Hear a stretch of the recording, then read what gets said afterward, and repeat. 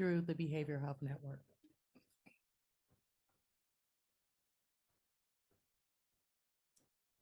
Good afternoon. So Women on the Rise, what we do is we service women that are inside of Atlanta City Detention Center that reach the age of 25 and older. Our aim is to connect justice impacted women with identifying mental health services needed to resources to stabilize their mental health. We also work with women who have substance abuse issues as well. We assign case managers who go inside the jail and actually meet with them. We do our gains assessment. We figure out their needs. We figure out their housing. We figure out how to connect them with their families and see, sort of like build that connection with them. One thing about us that make Women on the Rise different is that all of the women with Women on the Rise are impacted women. So when we do go inside and we speak to the women inside, we can say, we've been on that other side of the glass. We understand what you're going through. And it builds a form of trust. So when we tell them what they'll go through when they go to court, we build relationships with their public defenders. And so we're actually building a relationship of getting a whole team that's able to help them once they are released. The goals of the program is to interrupt the cycle of recidivism. What we're doing is we're trying to give them a purpose. We're trying to help them identify the reasons of why they were incarcerated. We increase the support to enhance reentry recovery goals. So we work out a plan for them, a recovery plan. So when they get out, that they know that they have things that we need to help them achieve. We decrease recidivism and criminal justice involvement by providing a holistic approach to reentry. And what we mean by that is that we also offer a lot of mental health services to women. We just started doing a group circle where everybody gets to share their stories, and everyone is sort of like a sister group where we're helping each other. This data right here, I do want to say this is our first year, was last year of 2023. So this was the first full year that we've had. So a lot of the women, we got the 190 referrals, but we had 55 that declined. I think a lot when we found out from the declining was simply because they didn't know who we are. They just thought it was just another program that want to come in there and learn about their business, ask them all these personal questions.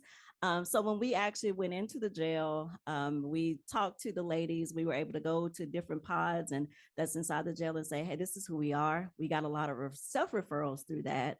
We got a lot of people that's reaching out to their families, talking about who Women on the Rise is. So what happened is then we got calls from families. So that's how we got families involved. We had 30 that were released early before we can actually get to see them. Our goal is to see someone within 24 to 48 hours. So it's really difficult when we have clients that are released and as well as in jail. So our goal is the 24 to 48 hours. But we also know a lot of times people don't even make it from Rice Street over to ACDC, and therefore that's how we lose a lot of them. Well, they go ahead and get, bailed out. We had 57 that were ineligible. Ineligible just basically mean that they had warrants, which we've actually worked that out now with Georgia Justice Project, where we will actually accept them now. And so they can actually work on getting those warrants and hold reduced release from other counties, or people that didn't meet the age requirements, or we have a lot that did not want to admit that they had mental health. And then, but a lot, I will say a lot, I don't have a mental health issue, or I don't have a substance abuse issue, or I'm not ready to address it. But I think a lot of things of what we saw is when the people that we were going to see, once they go back and say, Women on the Rise gave me this thing to work out my anger. They gave me a thing to I can reunite with my children. So we give them things when we go to the jail. So we're not just talking to them, asking what's going on. We're actually giving them tools while they're inside, since they have the time to actually focus on themselves. And then that's when they'll come to us the next time and say, so-and-so said they declined, but they want to talk to you. So that's what we're doing to get people to be more interested in the program as well. We had 72 that actually were enrolled into the program and 588 consumer contacts.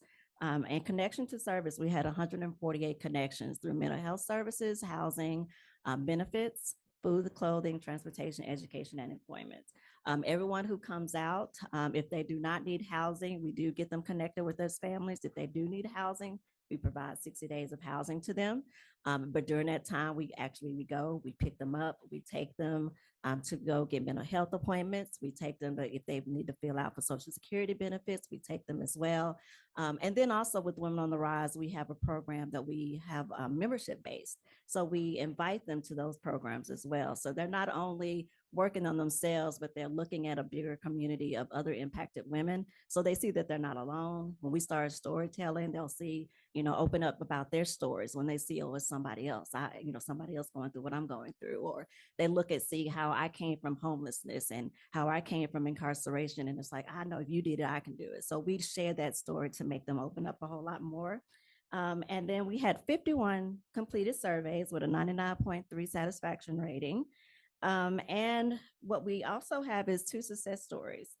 We have, while navigating multiple medical appointments and new medical diagnosis, AS was able to gain employment that allowed her to meet all of her monthly bills. Through this stability, she has been able to strengthen her relationships with family and friends to create a supportive network. I will mention about AS, we had a very difficult time with her because when she was referred to us, we didn't know that she had other medical issues that was going on with her. So we weren't prepared for that, but we had to really put the work in with her. And this month, being March of 2024, makes a year for her. So we're very proud of how far she's come. And then with the reentry support, VB has maintained stable housing on her own, and this has given her the opportunity to reunite and rebuild relationships with her children and her grandchildren.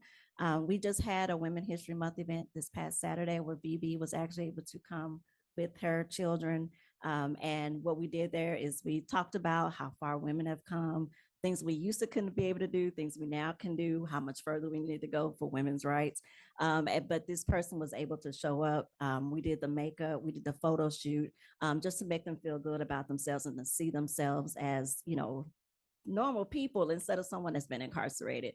So she was able to come to that event, share that with us, take pictures with her children, and she really expressed her gratitude of just being able to be in a space with women who understood what she's been through and not judging her from her past. That's it. Thank you.